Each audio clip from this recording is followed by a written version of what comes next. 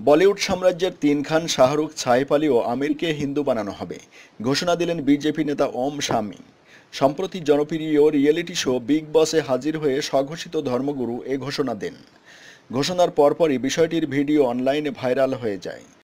ওই ভিডিওর বরাত দিয়ে শুক্রবার রাতে সংবাদ প্রকাশ করে ভারতের শীর্ষস্থানীয় গণমাধ্যম ভাইরাল হওয়া ভিডিওতে দেখা যায় ওম শামী চলতি পথে ভক্তদের উদ্দেশ্যে বক্তব্য দিচ্ছেন।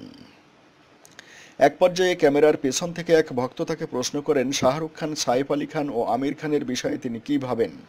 জবাবে তিনি বলেন, প্রথমে খানদের বোঝানো হবে, তাতেও যদি তারা না বোঝে তাহলে অপহরণ করে হিন্দু ধর্ম গ্রহণে বাধ্য করব।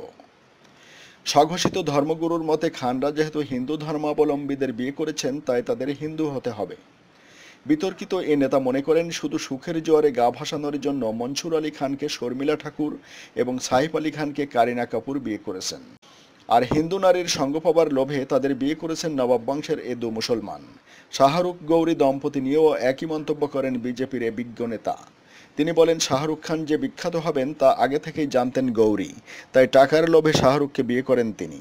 ওই ভিডিওতে তিনি আরও জানান, মুসলমান পুরুষরা তাদের হিন্দু সঙ্গীদের ভালোবাসেন না, শুধু এদের দিয়ে তারা কামনা লালসা পূর্ণ করেন। যদি তারা সঙ্গীদের এতই ভালোবাসেন তাহলে হিন্দু ধর্ম গ্রহণ করে দেখাক।